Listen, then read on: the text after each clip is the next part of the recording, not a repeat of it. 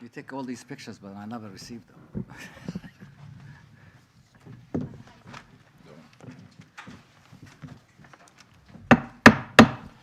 Good afternoon, ladies and gentlemen, here in the room and online.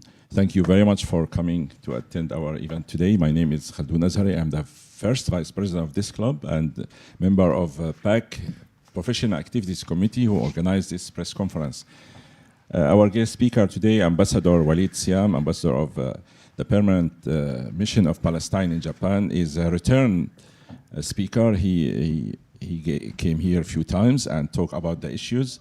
And since that issues in Palestine still going on and wars are still going on, supported by many countries indirectly, we have now a lot of events going on there, including the latest ceasefire. We had so many ceasefires in the area. I think we have world record in ceasefires in the history of mankind in the Middle East. And we hope we reach lastly one final ceasefire and everybody lives in peace. We don't know if this is possible or not in the next coming years or centuries. That's why we have here our ambassador friend Waleed Siam to tell us about what's next for the situation in that area. Without further ado, ladies and gentlemen, I would like to start the event. Please. Shukran. Thank you, Khaldoun. Thank you for the introduction. Well, good afternoon, ladies and gentlemen. Thank you for inviting me today. I don't want to go into a debate on many matters, so I'll leave for the questions later on so I can answer them. I'll just give my statement, is that for 76 years, Palestinian people has endured displacement, oppression, and systematic denial of their rights. All under the watch of the international community, today I stand before you as a representative of my people who refuse to be erased. The recent ceasefire offers a brief and fragile after 15 months of relentless Israeli aggression that has devastated Gaza, killed tens of thousands, and displaced over 500,000 Palestinians.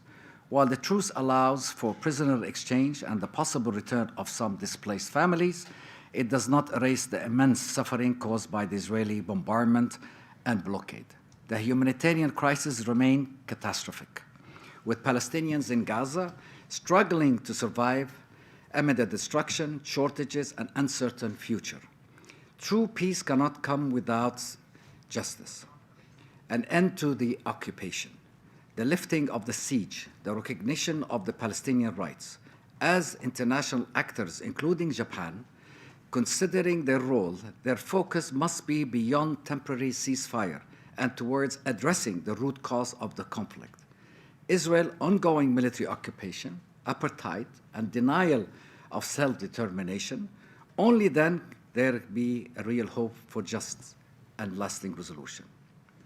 The Palestinian cabinet firmly condemns the Israeli Knesset for approval of the first reading of the bill that allows illegal settlers to register confiscated Palestinian land in the occupied West Bank. This is just a mere legal procedure. It's not a mere legal procedure. It is a direct step towards annexation, a blatant violation of international law, UN resolutions, the Oslo Accords. Israel is attempting to erase Palestinian sovereignty and expand its illegal colonial settlements under the false pretense of correcting historical injustices. We also strongly denounce Israel's suspension of UNRWA operation, a decision that places millions of Palestinian refugees at immediate risk in Jordan, in Syria, in Lebanon, in West Bank, in East Jerusalem, and in Gaza. UNRWA is not just an institution. It's a lifetime for displaced Palestinians, providing essential education, healthcare, and food assistance. And it's not 16%. It's actually over 75%. Israel's destruction of the refugees' camps, schools, hospitals is a deliberate attempt to erase Palestinian identity and push for further into exile. The suspension of UNRWA by the Israelis necessitates a strong international response to halt these measures immediately. Under international law, which Israel does not comply nor respect, And as an occupying power, Israel is legally obliged to ensure the welfare of the Palestinian civilians. Instead, it's carrying out mass atrocities. UNRWA operates under the United Nations General Assembly mandate, the same mandate that gave Israel the right to be part of the partition of the UN Resolution 181. And Israel has no legal authority to disseminate any United Nations agency, as they are governed by the international law and supported by the United Nations. UNRWA does not operate in Israel territory. Very important. It does not operate in Israeli territory. It operates solely in the Palestinian territories, West Bank, Gaza, and East Jerusalem. And this is a clear evidence that Israel does not recognize the Palestinian territories, only recognizing them as Israeli territories, an occupier mentality. What happens if they dismantle UNRWA? There will be a humanitarian collapse. The loss of UNRWA would plunge Palestinian refugees into deeper suffering and no alternative services in place. Nobody can replace UNRWA. Escalation of the conflict, the suspension of UNRWA definitely will fuel instability and violence. And also, it's in violation of international law. Israel's actions do not absolutely absolve of its legal responsibility as an occupying power. Israel, as an occupying power by international law, has to protect Palestinian civilians, to protect who they occupy. Yet Israel does not do that. Furthermore, we are deeply alarmed and condemn any attempts or plans to forcibly displace Palestinians from Gaza to Egypt or Jordan, affecting over 1.5+ million refugees who were originally displaced in 1948 and 1967. And they were promised to return. And until today, since 1948, with all the United Nations resolutions, with all international law, those refugees that are in Gaza or in the West Bank have not the right to return as refugees. The law, the UN resolution says they have the right to return as refugees. This is a continuation, definitely, of the Nakba. Represents a grave violation of international law. Such forced displacement is nothing less than ethnic cleansing. Threatening the unity of Palestinian territories, we acknowledge the solidarity and supportive nations, including Egypt, Jordan, and warn the world that it will destabilize the entire region. Then they talk about democracy. What kind of democracy when they turn children into orphans? What kind of democracy bombs hospitals, schools, refugees camps, burning them, reducing them to rubble? What kind of democracy demolishes churches, mosques, while claiming to uphold religious freedom? This is not self-defense. This is a genocide. The oppressors' accusations are nothing but baseless distractions meant to justify their war crimes. The truth is clear. Israel is committing genocide in Gaza and now continues systematically destroy Palestinian communities and refugees camps in the West Bank, using every means to erase our existence.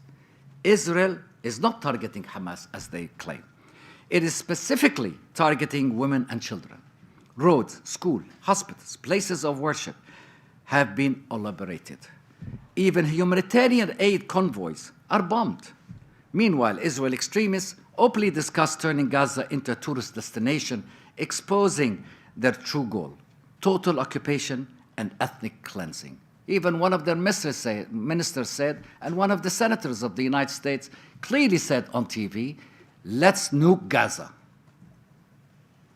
The facts are undeniable. Over 150,000 Palestinians have been killed, injured, or missing. 70% of Gaza has been destroyed. Entire families have been wiped from civil records. Education has been halted for almost 15 months. The trauma inflicted will last for generations. 19,000 orphans so far in Gaza. Despite this, Israel claimed that actions are justified. But there is no justice in genocide. There is no victory in massacring civilians and reducing cities to ashes. Gaza is a small coastal road. Originally, so everybody doesn't know that maybe, originally measured 550 square kilometers under the 1967 armistice line. But yet Israel, after occupying of 1967, occupied 185 kilometers, reducing the size of Gaza, and today it has reduced it more by occupying Gaza, the home of over 2 million Palestinians. More than 2/3 of them are refugees from 1948 and 1967. Gaza has been really a focal point of Israeli-Palestinian conflict. After democratic elections of 2006, Israel and its allies rejected the results, imposing a blockade on Gaza, suffocating its economy and restricting the movement of people, not only in the Gaza, but also in the West Bank and East Jerusalem. Israel's aggression against Gaza is not new. Major conflicts occurred: 2008, 2009, 2012, 2014, 2021. The current assault, which began in October 2023, has been the most brutal, reducing entire neighborhoods to rubble. Israel forces to continue to desecrate Islamic Christian religious sites, systematically violating the right to practice religion. Most of the leaders go to the mosques in Jerusalem just to agitate the people. This is what we call a systematic ethnic cleansing. The Israeli ultra-radical Zionist government has made its intention clear.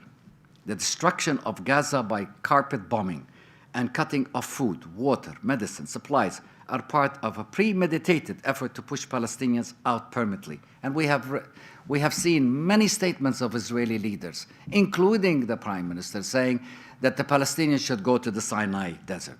Reports confirmed that forced displacement plans were in place ago as the occupier policy, proving that it's not about security, but about ethnic cleansing. The international community must take immediate and a decisive action to stop Israeli violation. We call on the United Nations to reaffirm its commitment to UNRWA and reject Israeli illegal interference. The European Union, Arab League, the international allies to take concrete steps against Israeli settlement expansion and war crimes. The United States to end its unwavering support for Israel, violations of human rights and international law. And to those who believe that they can erase us, let me be clear. You will fail. You cannot bury the truth, and you cannot silence a people determined to survive. To the world we say, the mask of self-defense has shattered. The lies has been exposed. The time for accountability is now. Justice must be done now. Thank you. Thank you very much. Thank you. I would like to open the floor to Q&A. I start with Anthony. Please, Anthony, proceed to the front mic.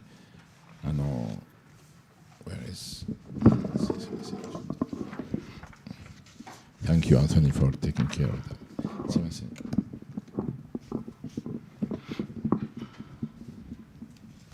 Hi, Anthony Trotter with ABC News. Sure. In this new landscape, Gaza is in ruins, Hamas is still around, the Assad regime, gone. What's Palestine's plan for governance, reconstruction, and recognition? What's the strategy moving forward when this war finally ends? Thank you. Thank you.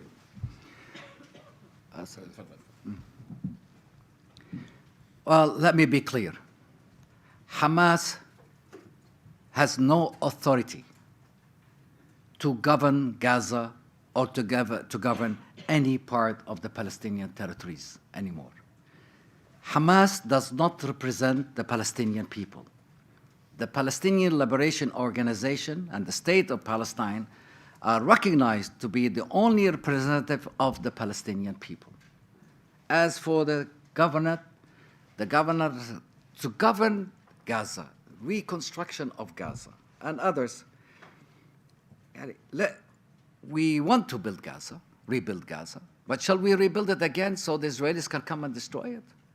It's like a catch-22. Yeah, it's your fault, no, it's my fault, and all.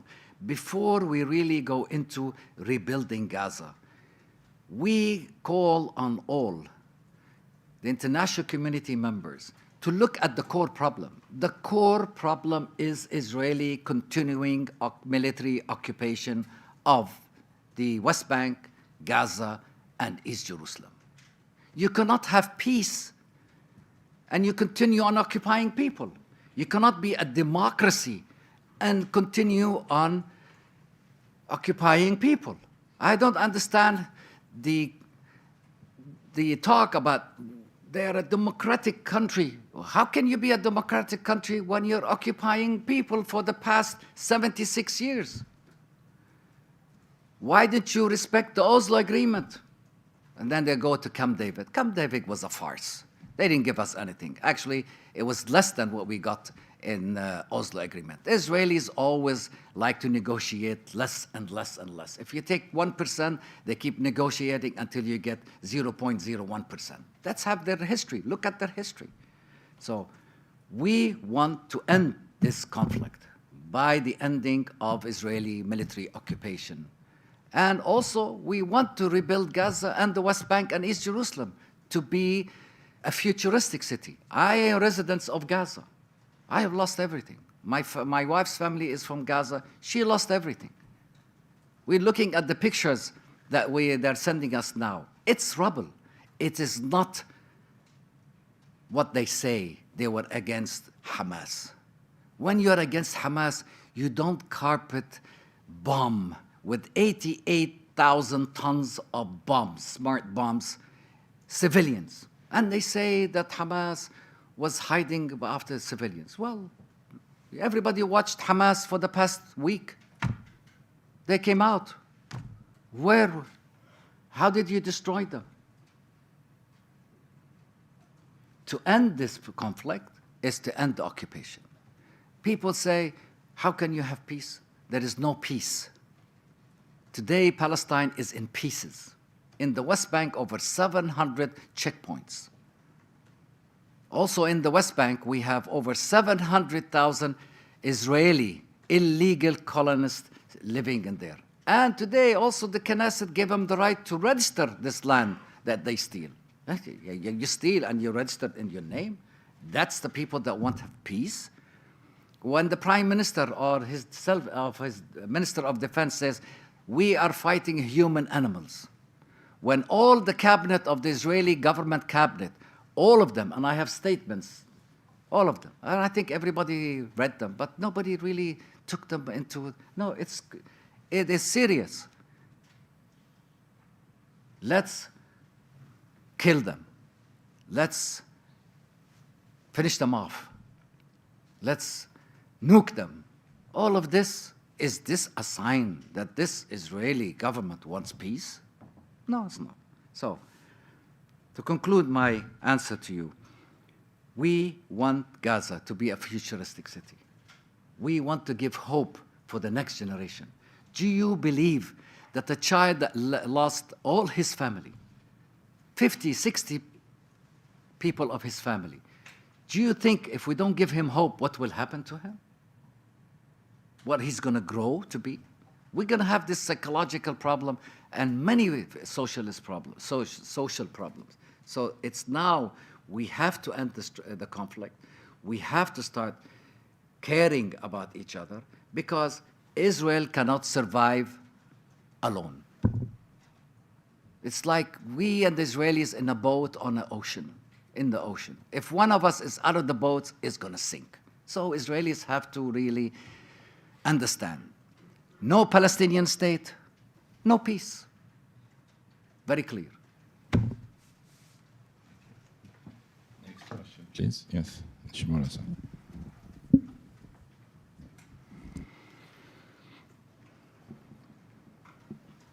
My name is Takuya Nishimura, Independence. Back in the background of this ceasefire deal, there was an effort by the United States, President Biden and President-elect Trump. So what is your evaluation of the involvement of the United States in this deal? Do you think it's completely neutral between Hamas and Israel, or Palestine and Israel? What is your evaluation? Thank you. Very good question. Well, as you well know, that the Biden administration put a ceasefire in May. It was refused by the Israeli government. In July, it was refused by the Israeli government until the pressure of Trump that they accepted this ceasefire. And I thank here Egypt, Qatar, and the United States that they have got us to this temporary ceasefire, and I hope it lasts for a while because it will save lives, Palestinian lives. The American administration of Biden is a double standard. They want ceasefire, but yet they give billions of dollars of aid to Israel. And they give them the most sophisticated bombs, smart bombs to the Israelis. And then they come and say, we need to do ceasefire. I mean, it's a double standard. You give ammunition to them to kill us, and then you come and say ceasefire. So it's a double standard.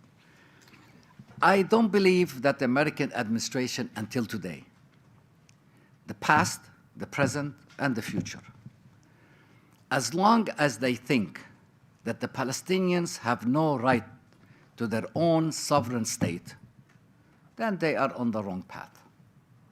And that path will not bring peace to the region. Thanks. More questions? All right. While you think, I have a question. Sure. How do you evaluate Japan's position on the Palestinian issue in general and on Gaza issue in particular? Japan has been one of the most supportive country, economically mostly, to Palestinians. And Japan considers Israel as a country that violates the international law by continuing to build settlers, settlements. So how do you evaluate Japanese position? Thank you. Thank you. So Japan has been a great supporter of peace in the Middle East since 1953 in supporting the UNRWA and continues to support the UNRWA. Yes, it stopped for a while because of the loud voices that put pressure on many countries to stop the funding UNRWA. But then Japan realized that UNRWA is a lifeline to the Palestinian refugees in Jordan, in Syria, and in Lebanon, and West Bank, in Gaza, and East Jerusalem. So they continue because they support humanitarian humanitarian activities. Japan is a neutral country. Japan is respected by the Palestinians, by the Arabs, by the Muslims, by the Christians, by the Israelis. And Japan can play a very important role because the United States have not shown to be in any way neutral in its negotiation between the Palestinians and Israelis. We know that the Congress, the Senate, are all controlled, and whatever the Jewish lobbyist wants, it happens. But in Japan, thank God there's no lobbies because Japan is an independent country. And I believe that Japan can play a very positive role in not only in humanitarian aid, not only in economic development, but also in saving lives and be part of the international community as an important political actor.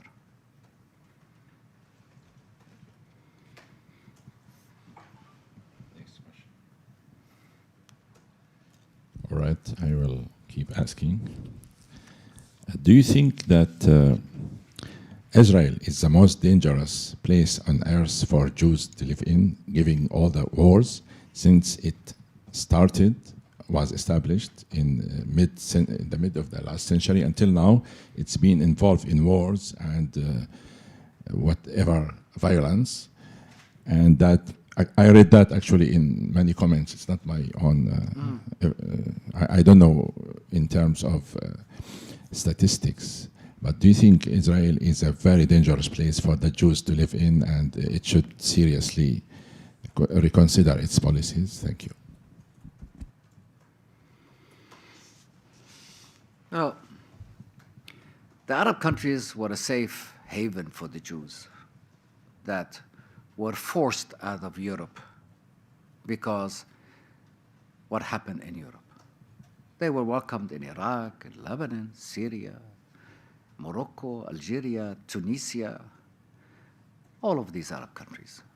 And then they were forced to leave the Arab countries because the Zionist movement, and I think many Israelis, many historians has written that the bombing and the killing of Jews were done by those terrorist Zionist groups to force the Jews to go to Israel.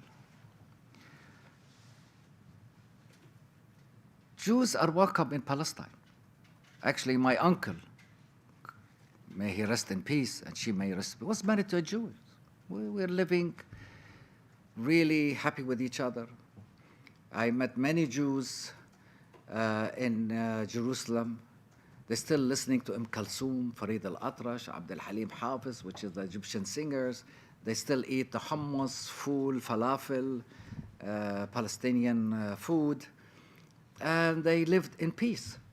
But until this virus that came, the radicalism in Israel, the Zionism radicalism came to Israel, it's when the problem started.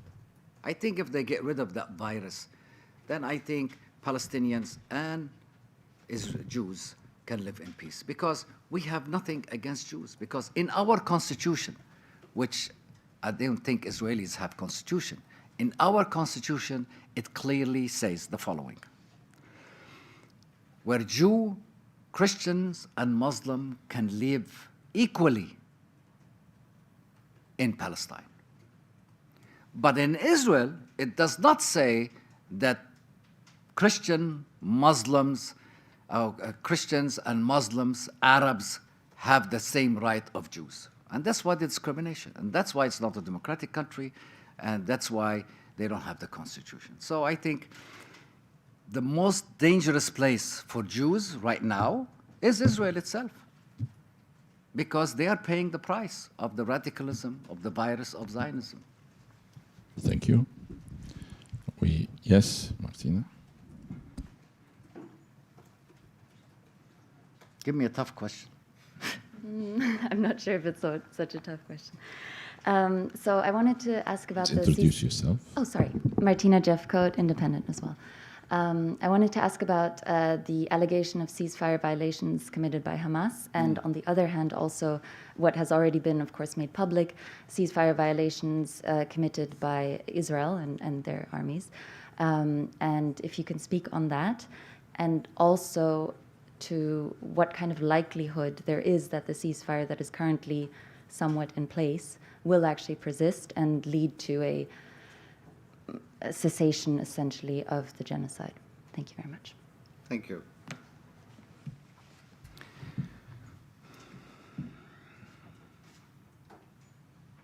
I think if you want to know what's the present and what's the future, we have to look at history. Israel has never respected any agreement it signed, neither with Jordan, neither with Egypt, neither with the Palestinians. So now, I do believe that this ceasefire, a forced ceasefire on the ultra-right-wing government of Israel, headed by what the ICC said is a war criminal, they have a plan. Maybe after they get all the prisoners out, they will continue attacking Gaza. You never know, because now they moved the war from Gaza to the West Bank, and they're only targeting Palestinian camps. Why? Because the camps are the signs of the Palestinian right to return. If they destroy the camps and destroy UNRWA also, that means then there's no rights of the Palestinians, of refugees, for Palestinians refugees to return. So in this ceasefire, I hope it continues, but I doubt it, unfortunately. But for the Palestinians right now, they're taking a deep breath of relief. Yes, they went back to the north. They saw the complete destruction. They have no homes, nothing, no water, no homes, and nothing. The 600 trucks that were supposed to go in as agreed in the ceasefire, no 600 trucks are going in on a daily basis. Israel is always putting obstacles to these trucks, maybe 200 to 300 trucks. They say, we are sending humanitarian aid to the Palestinians. What kind of a humanitarian aid are you sending to the Palestinians? You kill us and then you send us humanitarian aid? You know, when they say they vaccinate the children, they didn't vaccinate the children because they're humanitarian aid. No, they did that because they were afraid of the ICC and the ICJ. They don't do anything except if there is a result coming out of it. So I hope it does. Will it actually stay? It depends on both parties. But who's the strongest party? Is Israel. Who occupies Gaza? Is Israel. Who has the most powerful military in the world? Is Israel. Who's the victim? Not Israel for sure. The Palestinian civilians, women, children, and men in Gaza. Thank you. Yes, Joseph. I'm a former Japanese journalist in America, and I'm a member here. Sure. My question is, have you ever presented this at the upper house or lower house of our Congress, Japanese Congress? Thank you for your question. We are always in contact with upper house members and lower house members and the Japanese government. I think we have a very positive response from them in what's going on in Gaza. You know, politicians sometimes don't say what they want, but deep inside, they know what they feel. What the world, not only upper house and lower house, what the Japanese saw, what the world saw, for the past 471 days on the social media, the atrocities that happened in Gaza, the children that were burned, the women that were killed, the destruction of the whole communities, the schools, the hospitals, and they claim the hospitals there were terrorists in it, and the school, okay, if there's one hospital, why do you destroy 17 hospitals? Why do you destroy 163 schools? Why do you destroy the whole Gaza, 70% of Gaza? Seeing these atrocities has connected people to really of their humanity, and they saw what Israel is really committing of atrocities in the Gaza. So I do believe that the Japanese government understands completely and sees and supports all international law and support the rule of law. Because without that, then we are in a jungle. So that we appreciate from Japan. It has voted in the United Nations on many times to stop the ceasefire. I think Japan has put pressure on the Israelis to stop the ceasefire. And hopefully that the upper house, lower house members will go visit Gaza. And I hope I challenge all media. Go to Gaza. Israelis will not allow you today to go to Gaza. They allow you to go with their military because they say it's not safe. It's safe. I challenge you, go to Gaza and write about what you see. Because what you're going to see is more than what you have seen on social media. For Japan is a very important. Prior to the armistice announcement, prior to this announcement? Yes, yes, of course, yes. Since the beginning of the war. Yeah. Thanks. For the record, Takahashi-san, his name, so Ah. Mr. Takahashi, Thank you. one of loyal members of the club. I have a question online from Fred Vargas. He's asking, what is the status of Hamas in Gaza now in terms of governing the area and its relationship with the ordinary people of Gaza? And what is your personal view of Hamas? That's the first question.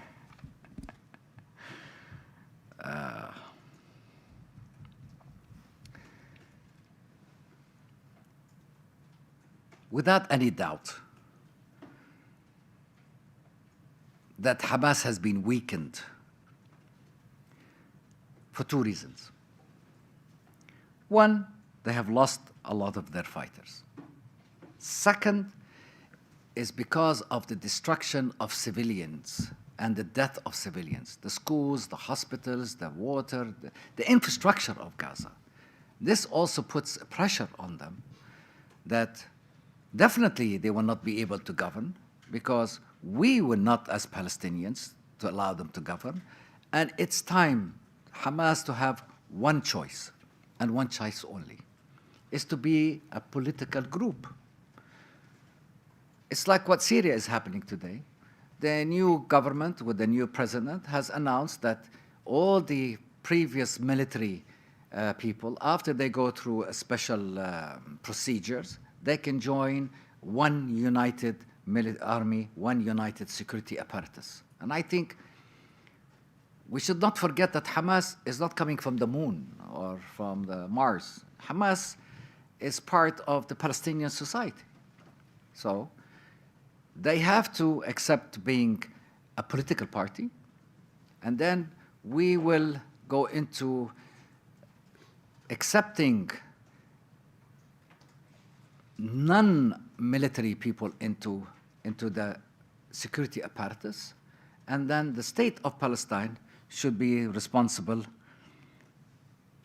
to govern territories as in Gaza, West Bank, and East Jerusalem, as what we call the state of Palestine, that is recognized today by over 149 countries, not including Japan, unfortunately. Thank you. I have two more questions from Fred Vargas. Do you think a two-state solution can happen, and how? And second question, some observers say that Iran's influence on the region has been weakened. Do you think this is true, and does it affect Palestine in any way?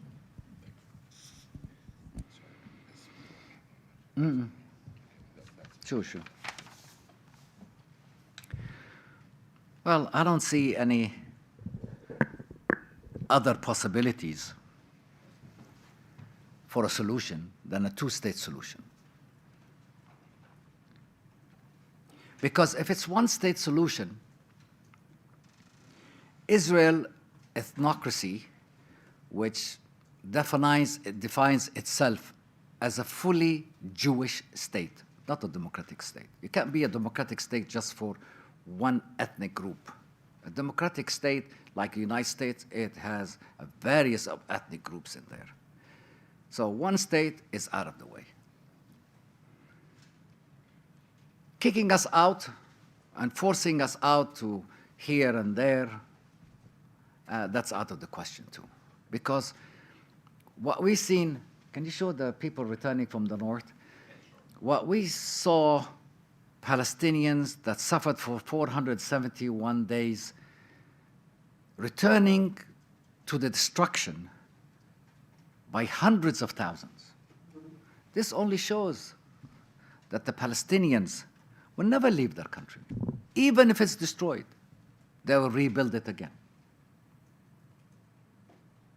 Palestinians this time is rooted in their land, and they will continue to be rooted in their land. So a two-state solution is the only way, which is the 242, Israel withdrawal to 1967 borders with East Jerusalem, and they have West Jerusalem, and two-state solution. And if they want to build a wall, instead of building it on our territories, the 700-kilometer wall that has eaten up more of our land in the territories in the West Bank, is do it on your side. I think I explained the other day to my friend that the solution, Israel has more land, has 78% of the land, and we have 22%. Today we have less than 22%, but let's say we go on the Oslo 78, 22%. I think the best way is we take 2/3 from the Israeli side, 1/3 from the Palestinian side, and that will be like North Korea, South Korea, a buffer zone. Buffer zone for us, bring all Americans, Italians, French, Japanese, UN, and put them in that buffer zone between the two states until the next generation grows up to be more accepting the coexistence.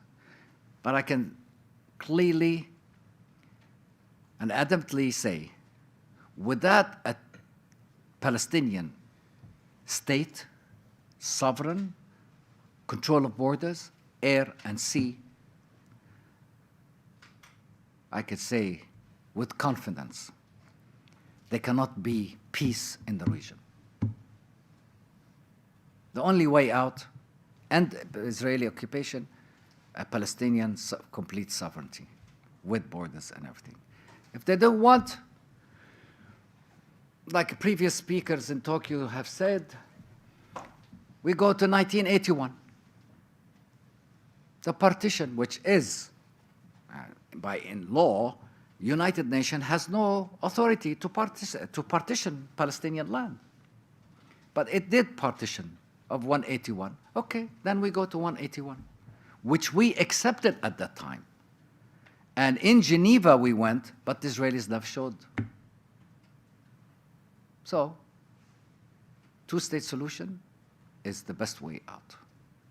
Ending occupation is the best way out. There is no other solution. Some observers say that the Iran influence on the region has been too.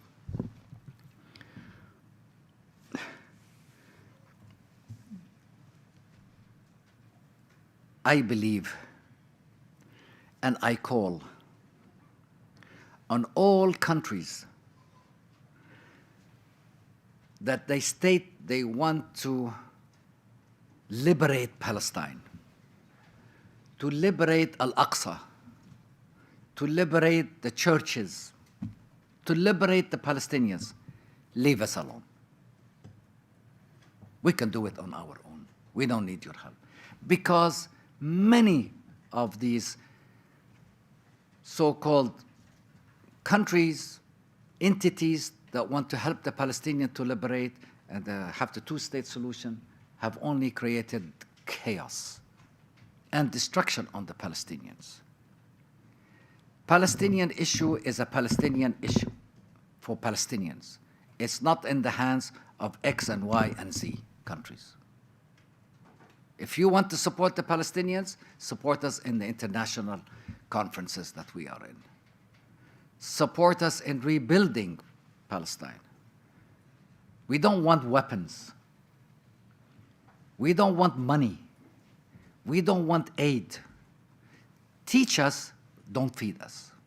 And I think we Palestinians are very well educated and well comfortable with ourselves to rebuild as we have rebuilt other countries in the past. We have doctors, we have people in NASA, we have people in Congress, we have people everywhere. So the Palestinians are always taught of life, not death. So again, take your hands off Palestine. Leave the Palestinians alone. Whoever observers, they want to come and liberate Palestine. If they want to liberate it, send their armies. Send the tanks, send the airplanes, but talk. Thank you very much. Enough is enough. Thank you. We still have time for more questions if you would like. Yes, please.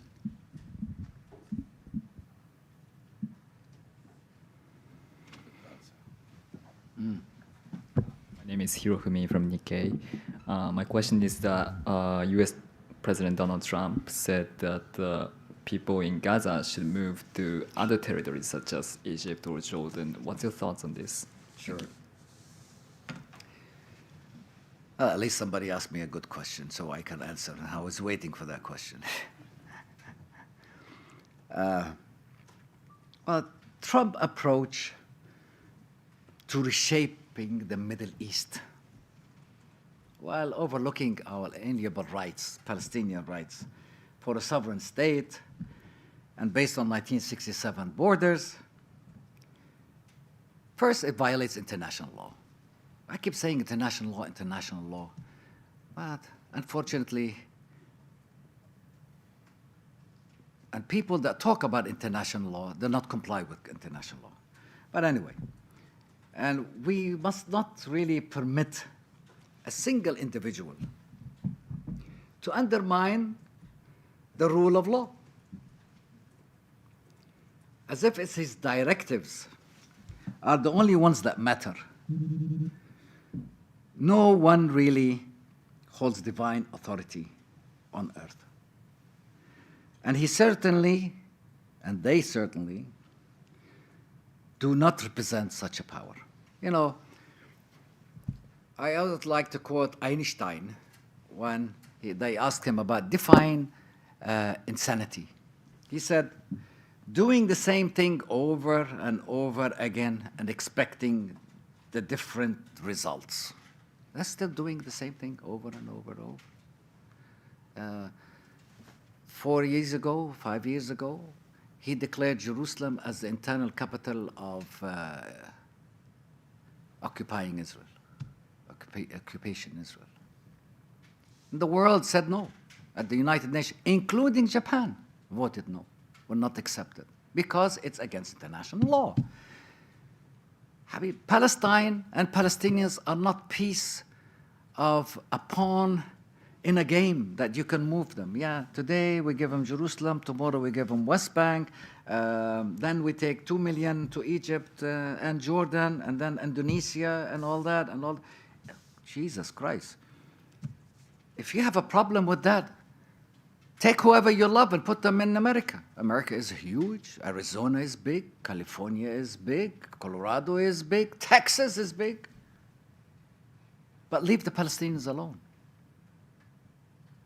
Again, let me emphasize and reiterate, we Palestinians are not going nowhere. Whatever he does, whatever they say, you know, on this and that, if he does not come with a comprehensive peace plan that is just for the Palestinians, and I don't think it's acceptable by any Palestinians. It's just a hasty, political, naive statements that we have heard.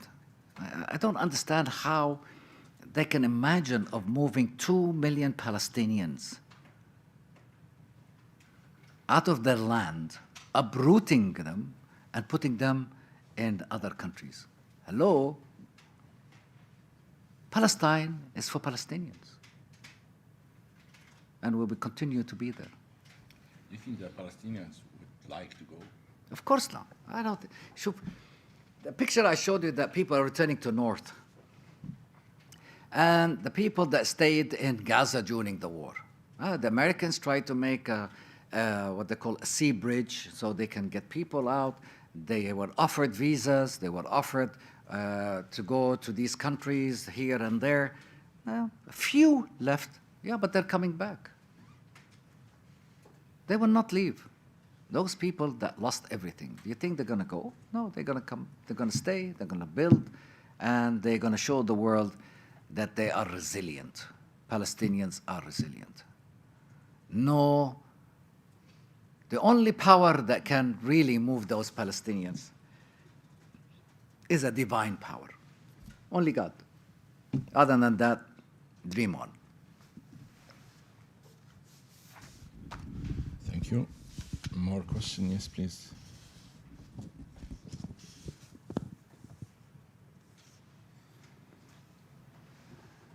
Good afternoon. My name is Adila Azizali. I'm a student at Temple University, Japan. Given Egypt's fears about destabilization and its occurring economic struggles, do you think that if Egypt was more on a stable basis, that they would be more inclined to accepting Gazan refugees, or do you believe national security concerns would remain a factor? Thank you.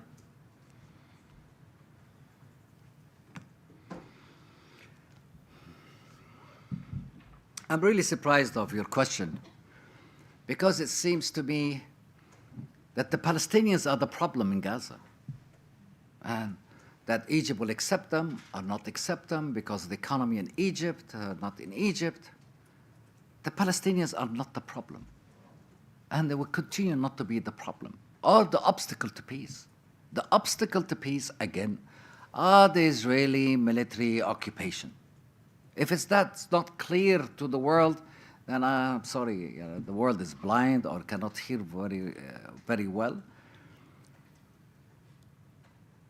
Egypt is for Egyptian. Jordan is for Jordanians. Palestine is for Palestinians and whoever wants to come and live with us.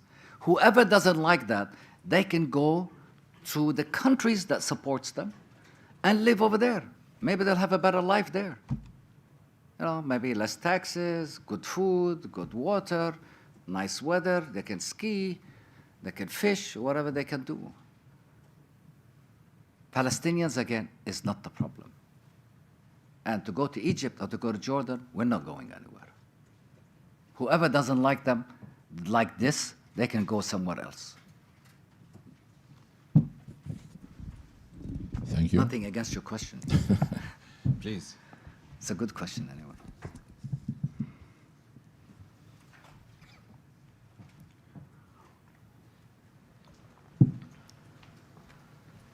Thanks for your quick speech. I'm Takeda from GG Press, Japanese news agency.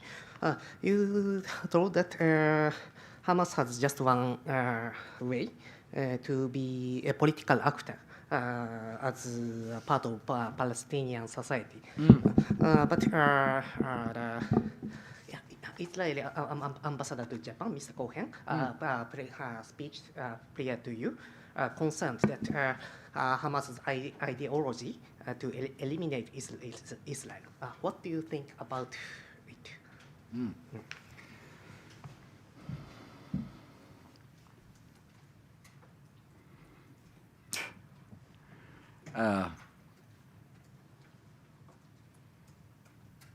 You know, when your house is made of glass, there's a saying, if your house is made of glass, don't throw stones at your neighbors. Let's look at what Israeli leaders are saying. Let's nuke Gaza. Let's kill their children. Let's burn them. Let's exterminate them. Let's force them out. Let's do this. Let's do that. So many, not from 1948 until today. There are voices in Israel that are peaceful. And we extend our hand to those people that want peace, because we want peace. But we want Palestine in peace, not in pieces. So this statements, derogatory statements that Hamas wants to destroy Israel, but Israel doesn't want to destroy the Palestinians. So it's a two-way road. But Hamas leader, Ahmed Yassin, a crippled leader, in a wheelchair, that doesn't hear good, that doesn't talk well, very sick, announced, he was the leader of Hamas, announced that he will accept a two-state solution, 1967 with East Jerusalem. What happened to him? Israel assassinated him with 2 rockets coming out in the mosque in the early prayer in the morning. What does that show? Rantisi, another leader of Hamas, that called for a two-state solution, was assassinated. Haniya called for a two-state solution. He was assassinated. the leader in Lebanon called, Hamas leader in Lebanon called for a two-state solution. He was also assassinated. Every leader of Hamas that calls out and say, we accept two-state solution, he's assassinated. Go look at the history. And don't believe me, it's there. But for them, they killed the terrorist. But look at the statements before he was assassinated. You know? And then you can see they assassinate anybody that wants to accept a two-state solution. Because as long as Israel can claim that those groups that wants to destroy Israel, there is no solution to the peace. There's no two-state solution. And as long as Israel government, this radical government, continues on war on Gaza, on the West Bank, it's safe. Because the minute this war stops in Gaza or in West Bank, what happens? First, the Israeli government will fall. Second, the Prime Minister of Israel will be arrested on corruption because he has so many corruption in Israel.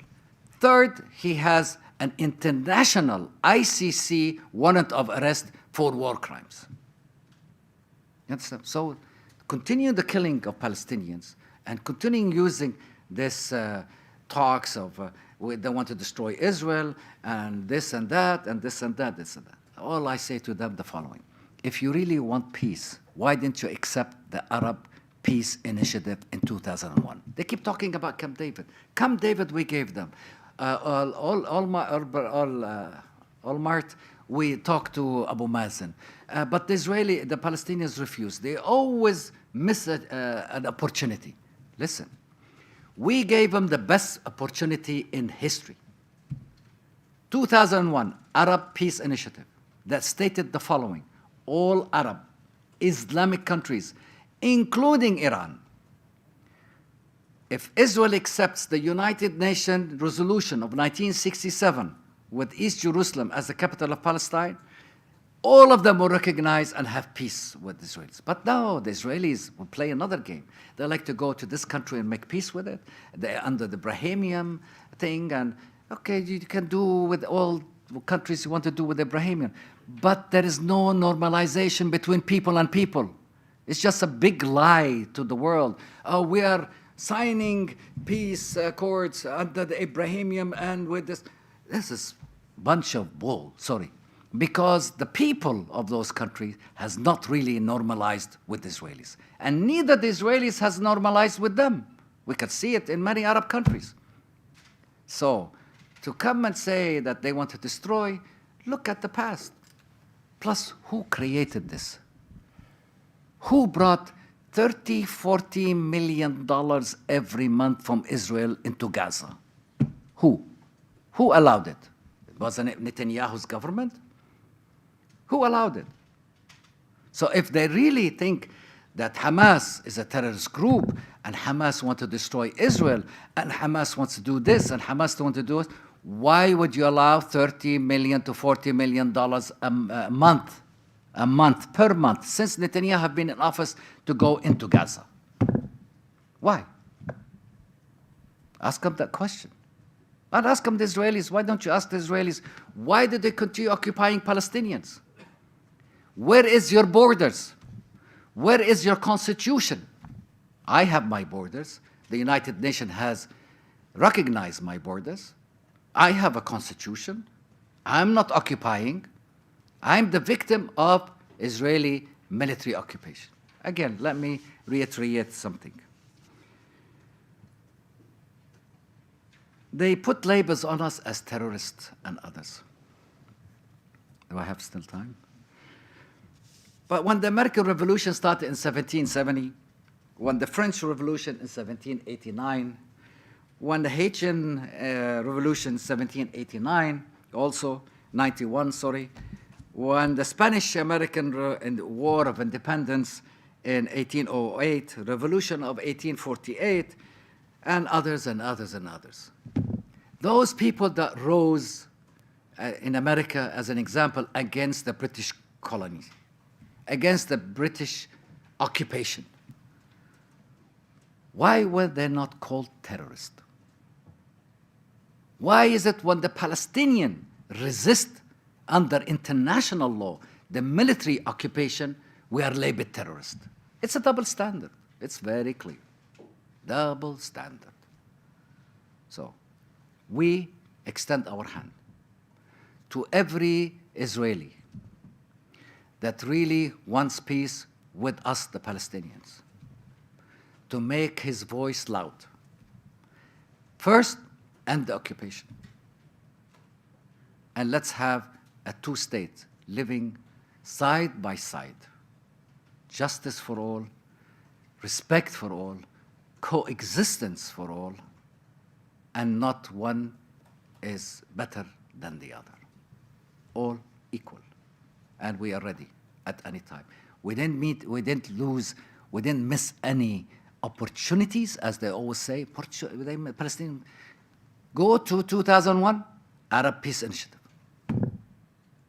It's on the table. United Nations Security Council resolutions, United States General Assembly resolution, International Humanitarian Organization resolutions.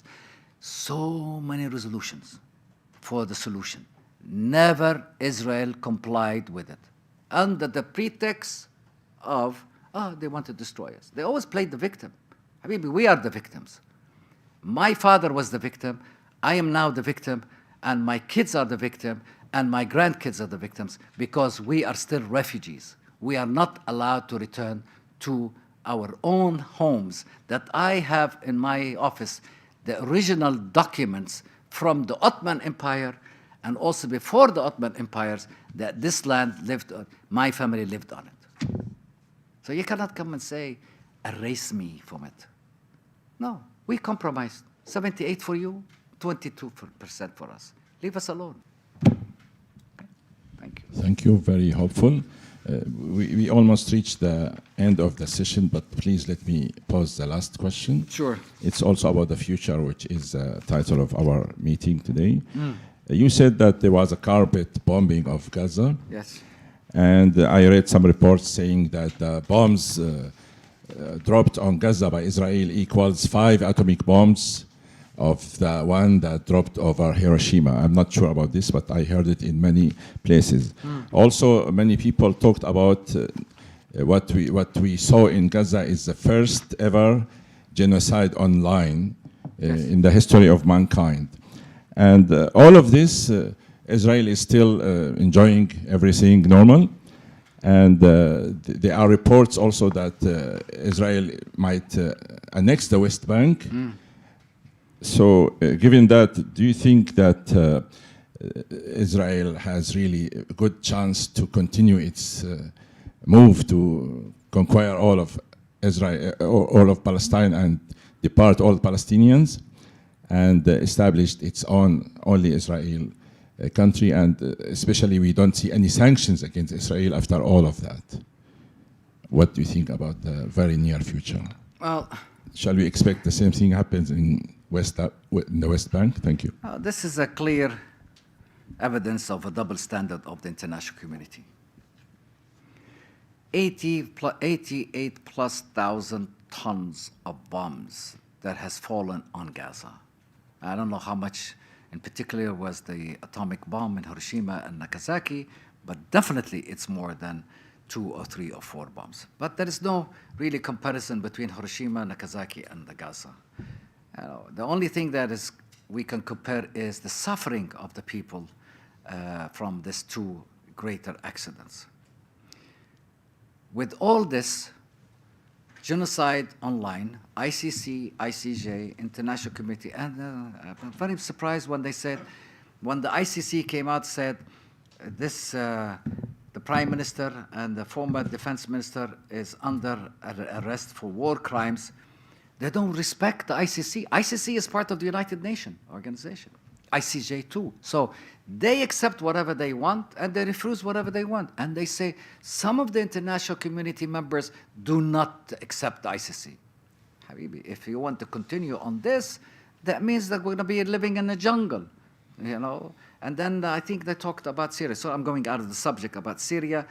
And Syria has not yet asked the ICC and the ICJ, and I'm definitely that they should apply for that, and that Assad will be a war criminal because what he did is a war crime.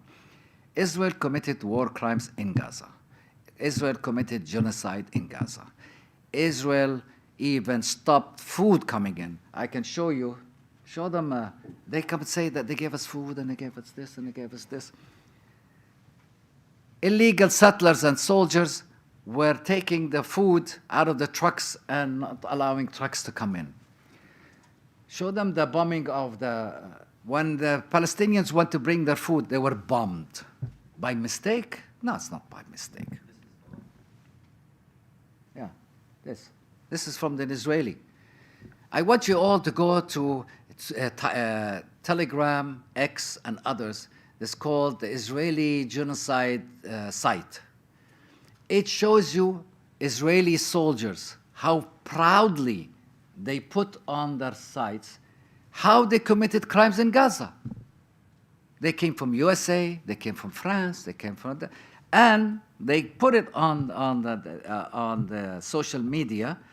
And on the social media, they show you that they were in Gaza, how they bombed because a birthday of his friend or for his wife. Hi, wife, I'm sending you this for happy birthday. Boom, and they blow up a school. They were very proud. It's there. It's it's online. It's online. He died later. Huh? Now, some of them right now, there's some of them I just watched today. He was in Gaza, now he's in Las Vegas. Other one is in California. The other one is in Italy.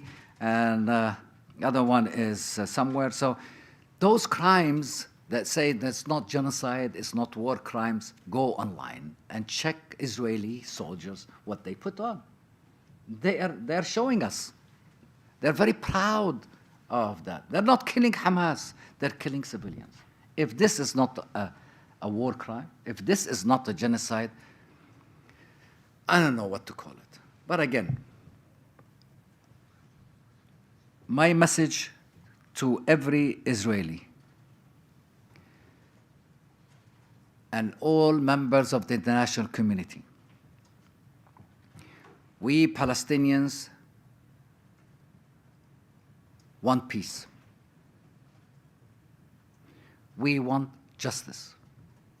We want equality. We want our sovereignty, a sovereign state.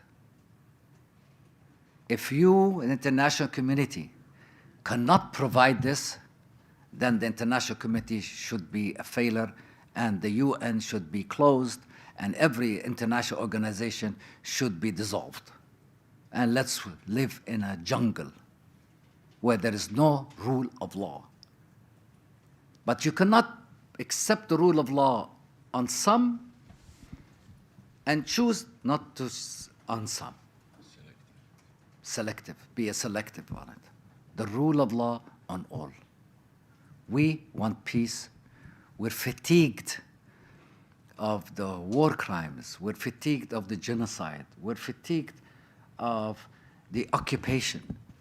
30 children, less than 17 years old, even one is 13 years old, has been arrested by the Israelis as a prisoner for the past 2 years. Like underage. In any international law, you cannot jail children under the age. But in Israel, it's okay because they are protecting themselves. So it's a double standard. Peace is the only way out. Ending occupation is the only way out. Palestinians should be the only people to decide on their future, on their leadership, and to be the only authority on all Palestinian territories, including East Jerusalem, West Bank, and Gaza, and to end all illegal colonies in Gaza that's going on now and in the West Bank. Thank you very much. Thank you very much. This wrapped up our event today. I appreciate your insights and I hope your message of peace become true, at least within a year, and then you can come back to the club and talk about it. And for that, I would like to give you 1 year honorary membership to our press club. Thank you very much. You are basically almost a member, many years, and please enjoy our club and membership. Thank you very much. Thank you all. Thank you very much for attending and have a nice evening. Thank you for your questions.